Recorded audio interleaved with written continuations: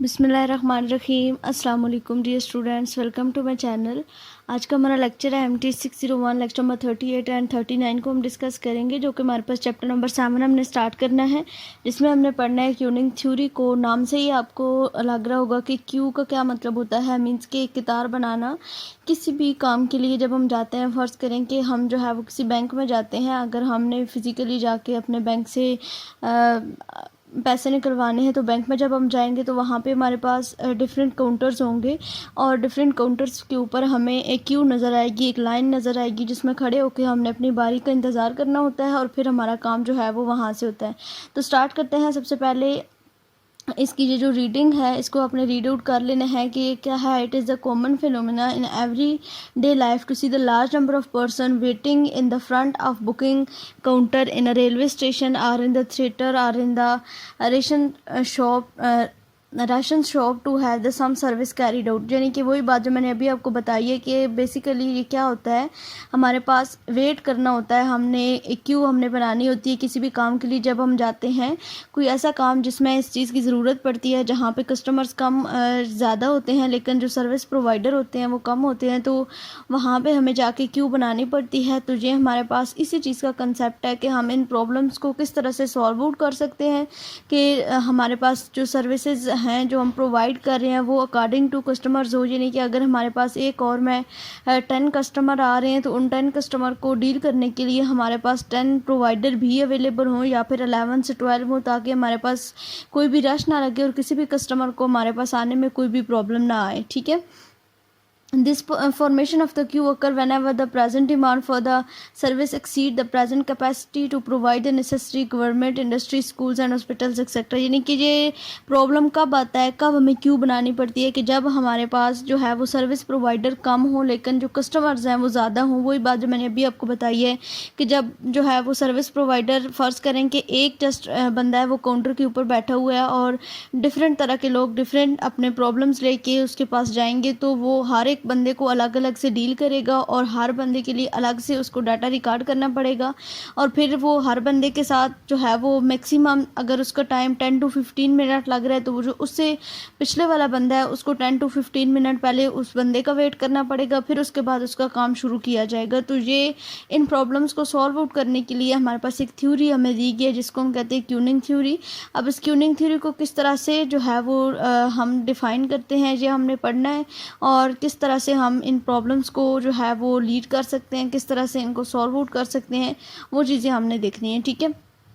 The basic queuing system consist of 2 major component. 2 major component के ऊपर queuing system होता है। एक हमारे पास क्या होता है, customer arriving at the queuing system wait in the queue to get good services, और if the system is ideal और empty the arriving customer may be served immediately. यानी कि दो कंडीशंस हो सकती हैं, दो कंडीशन होती हैं। एक ये होता है कि जब हमारे पास एक कस्टमर आता है और जो काउंटर है उसके ऊपर जो सर्विस प्रोवाइडर्स हैं वो सब बिजी हैं, तो उसको क्यू बनानी पड़ती है। या फिर कभी ऐसी सिचुएशंस आ जाती हैं या ऐसी कंडीशंस आती हैं कि जो हमारा कस्टमर आता है और हमारे जो सर्विस प्रोवाइडर्स हैं वो क्या होते हैं, बिल्कुल खाली होते हैं, उनके पास कोई काम नहीं होता, तो वो फ़ौरन कस्टमर के साथ डील करते हैं और फ़ौरन जो है वो उसका काम करके उसको अपना जो है वो फारिग कर देती हैं वहाँ से। अब यहाँ पे कोई डायग्राम भी एक इन्होंने बनाई हुई है कि यहाँ पे हमारे पास इनपुट सोर्स है, देन हमें वेट करना पड़ता है, क्यू बनानी पड़ती है, उसके बाद फिर हमें सर्विसेज दी जाती हैं, फिर सर्विस देने के बाद हम अपना काम करवाने के बाद वहाँ से हम एग्जिट कर जाते हैं। उसके बाद कुछ डेफिनेशन है क्यूइंग मॉडल की। इन डेफिनेशन को लाजमी आप देखिएगा, ये आपके ऑब्जेक्टिव के लिहाज से इंपॉर्टेंट है, और इनमें जो फार्मूलाज हम यूज़ करेंगे, जो इनकी नोटेशंस देखेंगे कि कौन सी चीज़ को हम किस लेटर से डिनोट करते हैं, किस अल्फ़ाबेट से डिनोट करते हैं, वो चीज़ें अपने माइंड में रखनी, क्योंकि जब आप आगे फार्मूला यूज़ करेंगे तो उसमें आपकी ये सारी चीज़ें यूज़ होंगी, एंड देन आप जो है वो अपने प्रैक्टिकल जो प्रॉब्लम्स हैं उनको सॉल्व कर पाएंगे। तो सबसे पहले कस्टमर क्या होता है, कस्टमर वही होता है जो कि सर्विसेज लेने के लिए आता है, उसको हम कस्टमर कहते हैं। अब customer, the customer may represent people, machine etcetera, यानी कि डिफरेंट टाइप्स हो सकती हैं कस्टमर की, या फिर पीपल हो सकते हैं, लोग हो सकते हैं, मशीन्स भी हो सकती हैं, क्योंकि एक मशीन के ऊपर काम करने के लिए हमें ज़रूरत होती है वर्कर्स की, तो वो भी हमारे पास एक कस्टमर है, उस मशीन को हमें वर्कर्स को अरेंज करके देना होता है कि इस मशीन के लिए इतने वर्कर्स काम करेंगे, इतने अगर इसमें कोई ख़राबी आ जाए तो उसका मैकेनिक भी हमें चाहिए होता है। तो इस तरह से हमारे वो कस्टमर बन जाते हैं। सर्वर क्या है? सर्वर वो होता है जो कि कस्टमर को सर्विसेज प्रोवाइड करता है, जो काम कस्टमर करवाना चाहता है उसको वो अपनी सर्विसेज प्रोवाइड करता है, उसको हम सर्वर कहते हैं। वेटिंग लाइन और क्यू, ये वही बात जो हम अभी पढ़ चुके हैं कि जब हम अपना काम करवाने के लिए आते हैं या फिर वहाँ पे हम ऑलरेडी कस्टमर्स मौजूद हों तो फिर हमें वेट करना पड़ता है, और अगर जो है वो हमारे पास वहाँ पे पहले से ही कोई कस्टमर मौजूद ना हो, ज़ीरो कस्टमर्स हों, तो देन हमारा काम फ़ौरन हो जाता है और फ़ौरन हमें सर्विस प्रोवाइड की जाती है। उसके बाद सर्विस चैनल कितने तरह के होते हैं? 2 तरह के सर्विस चैनल होते हैं, एक सिंगल होते हैं और एक मल्टीपल होते हैं। सिंगल मीन कि जस्ट एक सर्विस चैनल है, यानी कि फ़र्ज़ कर लें कि आप जो है वो किसी रेस्टोरेंट में जाते हैं, वहाँ पे आपको डिफरेंट तरह की डिशेस प्रोवाइड की जाती हैं जस्ट एक ही किचन से, तो वो आपका सिंगल होगा। और अगर कोई आप बड़े किसी रेस्टोरेंट में जाते हैं तो वहाँ पे मे बी हर जो आपकी डिश आपको दी जाती है या जो भी चीज़ आपको सर्व की जाती है उनके अलग अलग किचन्स अवेलेबल हों, तो वो आपका मल्टी चैनल बन जाता है। ठीक है। उसके बाद अराइवल डेट क्या है? This is the rate at which the customer arrive to be serviced, यानी कि ये हमारा अराइवल डेट वो रेट होता है कि हम अपने कस्टमर्स का अंदाज़ा लगाते हैं कि हमारा हर कस्टमर जो है वो कितने टाइम के बाद आ रहा है। ठीक है, यानी कि फ़र्ज़ करें कि फ़र्स्ट जो कस्टमर है वो आता है और उसके ठीक 10 मिनट बाद हमारा जो है वो दूसरा कस्टमर आता है। तो ये हमेशा नहीं होता कि अगर एक दिन जो है वो कस्टमर 10 मिनट के बाद आ रहा है तो दूसरा भी 10 मिनट के, मे भी दूसरा कस्टमर भी उसके साथ ही आ जाए। तो ये जस्ट एक अंदाज़ा लगाया जाता है, जस्ट एक जो है वो अजम्पशन की जाती है कि हमारे जो कस्टमर है वो इतने टाइम में आ रहे हैं और हमने उनको इस तरह से डील करना है, इस तरह से सर्विस प्रोवाइड करनी है और हर कस्टमर के ऊपर इतना हमारा टाइम डिस्ट्रीब्यूट होगा, और इस हिसाब से अपनी चीज़ों को अरेंज किया जाता है, उसको सर्वर प्रोवाइड किए जाते हैं और डिफरेंट चैनल्स जो हैं वो क्रिएट किए जाते हैं कि अगर हमारे पास कस्टमर्स बहुत ज़्यादा आ रहे हैं, डिमांड ज़्यादा है हमारे काम की, तो देन हमें उसको डील करने के लिए हमारे पास सर्वर भी ज़्यादा होने चाहिए। अब इसको किससे डिनोट किया जाता है? The mean value of the arrival that is denoted by lambda. ये आपने जो सिंबल्स हैं ये बिल्कुल भी नहीं भूलने हैं, ये अच्छे तरीके से आपने याद रखने कि अराइवल डेट के लिए आपके पास सिंबल यूज़ हो रहा है, वो आपके पास लैम्डा यूज़ हो रहा है। The unit is usually customers time period, there are the queue with other probability distributions also, यानी कि हमने पीछे पढ़ा था प्रोबेबिलिस्टिक और डिटर्मिनिस्टिक मॉडल्स हमने पढ़े थे, तो यहाँ पे भी हम प्रोबेबिलिटी की बात करेंगे कि प्रोबेबली हमारे पास इतने टाइम में इतने कस्टमर्स आते हैं और हम उनको इस तरह से डील कर रहे हैं। ठीक है। उसके बाद हमारे पास सर्विस रेट है कि हमारा जो सर्विस रेट है वो किस तरह से हम प्रोवाइड कर रहे हैं। This is the rate at which the service is offer to the customer, यानी कि जो हमारे पास कस्टमर्स आते हैं उनको हम किस तरह की सर्विसेज दे रहे हैं। This can be done by the single server और some time with the multiple server, यानी कि या तो ये एक जो सर्वर हमारा होता है जिसको हमने रखा हुआ होता है उसको सर्विसेज प्रोवाइड करने के लिए, यानी कि हमारा या तो एक काउंटर होता है या फिर डिफरेंट काउंटर्स होते हैं।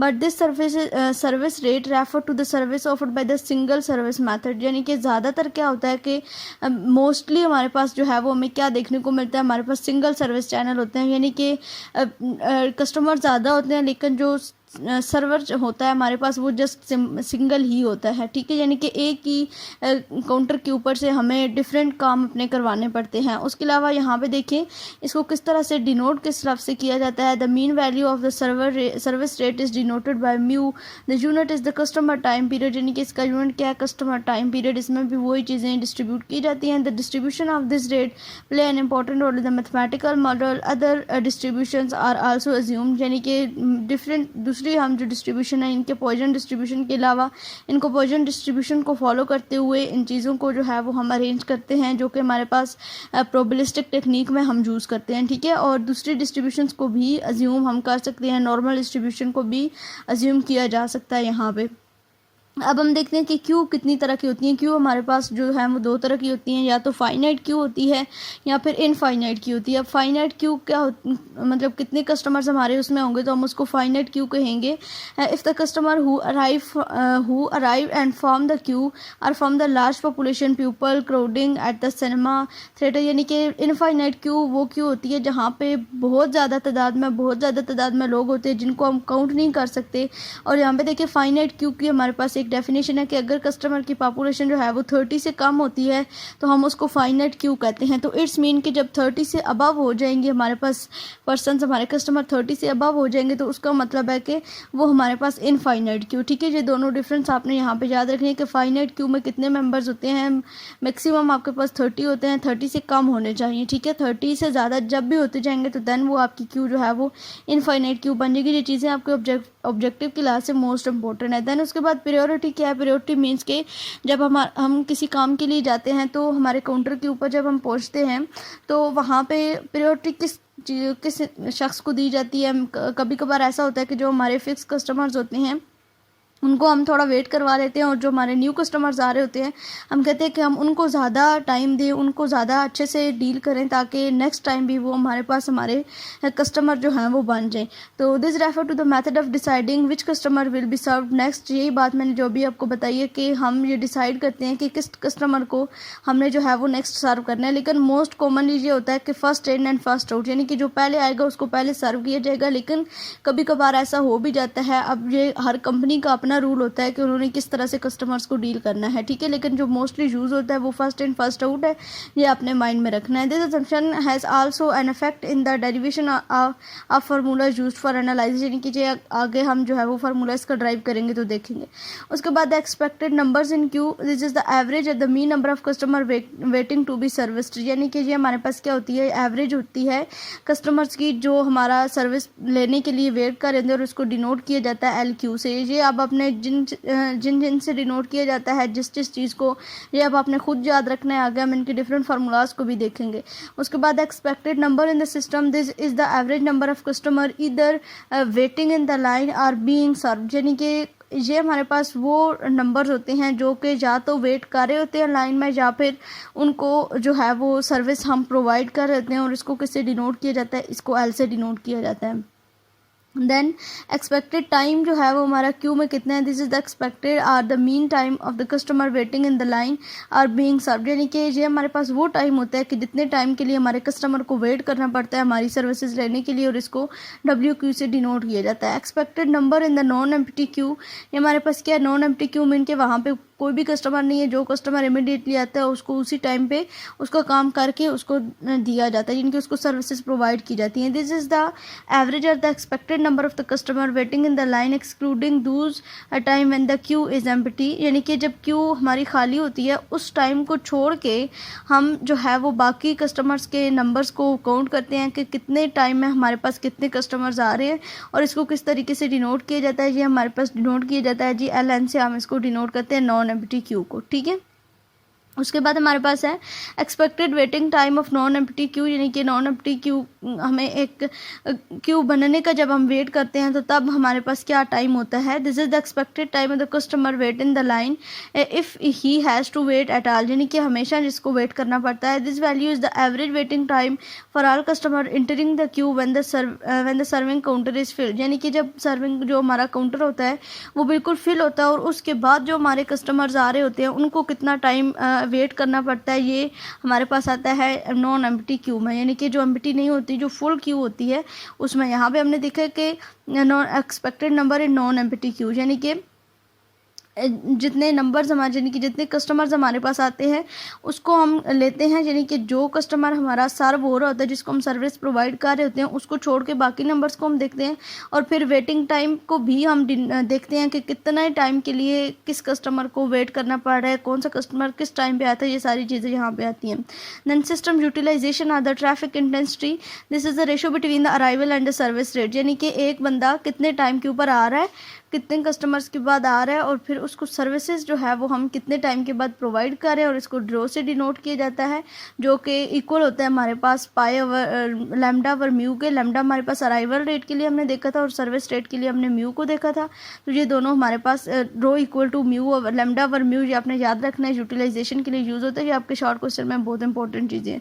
उसके बाद हमारे पास है जी single channel infinite population model, यानी कि जब हमारे पास चैनल सिंगल है लेकिन जो कस्टमर्स हमारे आ रहे हैं वो इनफाइनाइट हैं, तो फिर हम जो है वो क्या करते हैं, यहाँ पे देखिए हमारे पास स्टेप्स मेंशन है यहाँ पे कि हमारे पास हमने सबसे पहले क्या करना होता है, पी एंड टी फाइंड करना होता है in the term of lambda and mu, यानी कि अराइवल और सर्विसेज दोनों टाइम के में हमने जो प्रोबेबिलिटी होती है वो फाइंड करनी होती है using the expression find expected number of unit in the system and lambda and mu, यानी कि हमने एक्सपेक्टेड नंबर ऑफ यूनिट्स को भी फाइंड करना होता है लैम्डा और म्यू की फॉर्म में, यानी कि एक्सपेक्टेड अराइवल और सर्विसेज प्रोवाइडर की फॉर्म में। And using the result of the previous step drive the expression for the system time etcetera, और ये सारे टाइम्स को हम करते हैं। यहाँ पे हमारे पास एक टेबल दिया गया है, यहाँ पे हमारे पास नंबर ऑफ़ यूनिट दिए गए, नंबर ऑफ़ अराइवल है, नंबर ऑफ़ सर्विसेज है, number of unit at the time है। तो इन सब को जब हम काउंट ऑफ करते हैं तो यहाँ पे हमारे पास प्रोबेबिलिटी आ जाती है, इन सब की प्रोबेबिलिटी की फॉर्म में हम इनको लिख लेते हैं। अब यहाँ पे आगे जो है वो हमारे पास ये डेरिवेशन है सारी की सारी, तो उस डेरिवेशन को बेशक आप स्किप कर दीजिए क्योंकि ये हमारे एग्जाम में हमारी डेरिवेशन नहीं आती है। हम डायरेक्ट जो है वो इसके फार्मूलाज को देखते हैं कि हमने कौन कौन से फार्मूलाज यूज़ करने हैं सिंगल चैनल के। तो यहाँ देखिए यहाँ पे हमारे पास result Poisson arrival and exponential service time, ये हमारे पास सिंगल जो चैनल है ना उसके लिए ये हमारे पास सारे फार्मूलाज हैं। अब ये फार्मूलाज आपने खुद याद करने हैं, ठीक है। हमने डेफिनेशंस इनकी पढ़ लिए, सारे के सारे जो हमारे फार्मूलाज हैं वो लैम्डा और म्यू की फॉर्म में, मींस के अराइवल और सर्विसेज प्रोवाइडर की फॉर्म में। तो ये सारे फार्मूलाज आपने याद करने हैं। यहाँ पे आपके पास टोटल 11 फार्मूलाज हैं, 10 है बल्कि। इन सब को आपने याद करना है कि एम्प्टी सिस्टम के लिए क्या प्रोबेबिलिटी हमारे पास होती है उसका फार्मूला, देन ट्रैफिक इंडस्ट्री के लिए हमारे पास क्या प्रोबेबिलिटी होती है उसका फार्मूला, और ये सारे के सारे जो फार्मूलाज है जो भी हमने टॉपिक्स पढ़े ना उन सब के ये फार्मूलाज यहाँ पे दिए गए हैं। तो ये फार्मूलाज आपको याद होंगे तो आपको कोई भी जो है वो टेंशन नहीं होगी इसके जो सब्जेक्टिव पार्ट है उसको सॉल्व करने के लिए। ये आपके ऑब्जेक्टिव में भी फार्मूलाज को पूछा जा सकता है या बेशक आप लिख के तैयार कीजिए, जैसे भी तैयार कीजिए। डेफिनेशन आपने वैसे पढ़ लिए हैं तो ये उन्हीं को जो है वो शॉर्ट फॉर्म में यहाँ पे फार्मूला इनका बना दिया गया है। तो उसके बाद यहाँ पे देखिए एग्जांपल है हमारे पास, यहाँ पे एग्जांपल इसने दी है कि कुछ रिपेयर्स मैन हैं जो हायर की जाते हैं मशीन्स को रिपेयर करने के लिए, और जो एक रिपेयर मैन है वो 6 और काम करता है और उसका वो पॉइजन डिस्ट्रीब्यूशन को फॉलो करता है। और जहाँ पे हमारे पास मिस्टर एक्स और मिस्टर वाई हैं, यानी कि 2 लोग हैं। एक जो है वो हमारे पास क्या करता है, जो मिस्टर एक्स है वो 10 रुपये चार्ज करता है 1 घंटा काम करने के लिए और वो 8 घंटे पर आवर काम करता है। और जो मिस्टर वाई है उसकी डिमांड क्या है, वो 14 रुपीज़ जो है वो चार्ज करता है पर आवर के लिए और वो 12 आवर्स जो है वो काम करता है। तो अब हम देखेंगे कि हमारे पास किसको हम हायर करेंगे, मिस्टर एक्स को हायर करेंगे या मिस्टर वाई को हायर करेंगे। तो पहले हम देख लेते हैं कि लैम्डा इक्वल टू हमारे पास क्या है, हमारे पास 6 पर आवर है, यानी कि 6 आवर्स हमें उन मशीन्स के ऊपर काम करने के लिए, उनको सेटअप करने के लिए हमें 6 आवर्स के लिए एक शख्स चाहिए। तो लैम्डा इक्वल टू हमारे पास 6 पर आवर और कॉस्ट ऑफ मशीन हमारे पास क्या है 20 है, ठीक है। आइडल मशीन पर आवर यानी कि 20 रुपीज़ में हम जो है वो हर मशीन के ऊपर उसको दे सकते हैं। अब मिस्टर एक्स के लिए हम काउंट करते हैं कि वो कहता है कि मैं हर घंटे के लिए क्या करता हूँ, जो मिस्टर एक्स है वो हर घंटे के लिए 10 रुपये चार्ज करता है। तो उसको हमने लिख लिया यहाँ पे म्यू इक्वल टू उसका 8 आ गया, 8 और वो काम करेगा और जो चार्ज करेगा वो उसका 10 है। तो हम एवरेज इसका फाइंड कर लेंगे, जो अभी हमने फार्मूला देखा lambda over mu minus lambda करेंगे तो हमारे पास यहाँ पे क्या आया, आंसर 3 आया। अब वो जितनी मशीन्स जो हैं वो हमें हमारे पास हैं और जितने आवर्स वो काम करेगा, अगर 3 मल्टीप्लाई बाई 8 करें 3 आवर्स हमारे पास आए हैं। और दूसरा वो 8 आवर्स 3 मशीन्स आई हैं और 8 आवर्स वो काम करेगा, तो मीन्स कि वो 24 मशीन्स जो के ऊपर जो है वो काम करेगा पर। अब टोटल कॉस्ट इसकी काउंट जब हम कर लेंगे तो टोटल कॉस्ट हमारी इसके पास आ जाएगी 560। तो अब जो है वो हम सेम चीज़ मिस्टर वाई के लिए फाइंड करेंगे। वो कहता है कि वो हमारे पास 12 आवर्स वो काम करेगा और हर आवर के ऊपर वो 14 रुपीज़ हमसे चार्ज करेगा। तो उसकी जब हमने फाइंड की, जब वैल्यू फाइंड की, इसकी हमने एवरेज पहले फाइंड की तो वो हमारे पास 1 आया। देन उसका जो मशीन आवर्स के ऊपर वो जो काम करेगा वो हमारे पास 8 आया। और जब टोटल कॉस्ट इसकी फाइंड हमने की तो वो हमारे पास क्या आई, 272 आई। तो देखिए दोनों को कंपेयर करने से हमारे पास जो कम वैल्यू आ रही है, हम हमेशा यही चीज़ हम पूरे ऑपरेशन रिसर्च में पढ़ते आए हैं कि जो हमारी कॉस्ट है वो मिनिमम होनी चाहिए, जो हमारा प्रॉफिट है वो मैक्सिमम होना चाहिए। तो यहाँ पे हमारी मिनिमम कॉस्ट जो है वो जो मिस्टर वाई है उसकी बानी, तो इट्स मीन कि हम मिस्टर वाई को ही हायर करेंगे, ठीक है। तो ये बेसिक चीज़ें आपको फार्मूला पता होगा तो आप इजीली इनको सॉल्व कर सकेंगे, कोई भी इसमें मुश्किल बात नहीं है। जस्ट थ्योरी है, इसको रीड करना है और रीड करने के बाद यहाँ पे आपको बस सिंपल वही फार्मूले, अराइवल डेट का फार्मूला लग रहा है, अराइवल सर्विस डेट का फार्मूला, रोज़ जो जो चीज़ें मतलब दी गई हैं, वेटिंग टाइम है, देखिए वेटिंग टाइम का फार्मूला आपको याद होगा तो देन आप इसको फाइंड कर लेंगे। सिंपली म्यू और लैम्डा आपको दिया हुआ है और फार्मूलाज आपने याद रखने हैं और उसके बाद आपको कोई भी चीज़ इसमें जो है वो इसमें डिफ़िकल्टी नहीं आएगी, ठीक है। ये देखिए यहाँ पे भी अराइवल डेट का फार्मूला हो रहा है, सर्विस रेट का फार्मूला लग रहा है उसके बाद यहाँ पे आपके पास ये एल जो हमने देखा था उसका फार्मूला हमारे पास लग रहा है। और बस यही सारी चीज़ें हैं जो आपके पास यहाँ पे इस पूरे चैप्टर में थी। ये फार्मूलाज आप अच्छी तरह से याद कर लेंगे और उसके बाद आपकी एग्जांपल बिल्कुल इजीली सॉल्व हो जाएंगे, इनमें कोई भी डिफ़िकल्ट इस तरह की बात नहीं है। अच्छा, उसके बाद हमारे पास है जी multi channel service infinite queue, यानी कि जब हमने सिंगल चैनल होता था तो फिर हमारे पास क्या फार्मूलाज थे, बाकी सारी बेसिक डेफिनेशंस वही रहेंगी, जस्ट यहाँ पे आपके पास चेंज होंगे फार्मूलाज। तो यहाँ पे इसका मतलब क्या है, if we have more than one service counter each with the main service rate and with the arrival rate both following the Poisson distribution, we have the following formulas। यहाँ पे भी अब अपने फार्मूलाज को ही देखना है, यानी कि चैनल जब क्यू इनफाइनाइट हो जाएगी तो फिर आपको चैनल भी ज़्यादा चाहिए होंगे, ठीक है। यानी कि हर काम के लिए आपको अलग अलग काउंटर चाहिए होगा जो आपकी क्यू है उसको कम करने के लिए, जो आपके कस्टमर्स हैं उनको जल्दी से जल्दी सर्विसेज प्रोवाइड करने के लिए आपको मल्टी चैनल्स की ज़रूरत पड़ेगी। तो यहाँ पे भी आपने जो है वो सिंपल फार्मूलाज को याद रखना है, जो यहाँ पे फार्मूलाज यूज़ हो रहे हैं, एल का है, के का है, एल क्यू का है, डब्ल्यू क्यू का, ये नोटेशंस हमने देखने हैं कि ये किस किस के लिए यूज़ होती हैं। और फिर सिंपल यहाँ पे जो चीज़ आपको फाइंड करनी होगी एग्जाम्पल में, जस्ट उसका फार्मूला आपने लिखना है और फार्मूला लिखने के बाद आप इजीली जो है वो इसको सॉल्व कर पाएंगे, ठीक है। इसमें कोई भी डिफ़िकल्ट बात नहीं है। अगर कोई भी चीज़ आपको समझ नहीं आती है तो आप कमेंट बॉक्स में पूछ सकते हैं या फिर व्हाट्सएप ग्रुप ज्वाइन कर सकते हैं। इंशाल्लाह आपको प्रॉपर तरीके से जो है वो गाइड किया जाएगा। तो उसके बाद यहाँ पे फाइनाइट अगर पॉपुलेशन हो तो तब मल्टी चैनल्स हम लेते हैं और इसमें भी फार्मूलाज ही हैं, बस इन फार्मूलाज को जस्ट आपने एक दफ़ा देख लेना है। इतने लेंथी चीज़ें हमारी एग्जांपल्स में तो हमारे पास नहीं आती है, लेकिन हाँ ऑब्जेक्टिव के लिए आपने इनको लाजमी देख लेना है। ऑब्जेक्टिव के लिए जो आपके फार्मूलाज जो हैं वो आपको याद करने ही पड़ेंगे। फार्मूला याद होगा तो देन आपका क्वेश्चन जिस भी तरह का होगा आप इजीली उसको सॉल्व कर पाएंगे। तो नेक्स्ट लेक्चर इंशाल्लाह हम अपने अगले लेक्चर में कवर करेंगे। आई होप सो कि आज का लेक्चर आपको समझ आ गया होगा, कोई भी इसमें डिफ़िकल्ट बात नहीं थी। जस्ट हमने क्यू की बात की है। क्यू मतलब कि कतार, हर किसी भी चीज़ का वेट करना।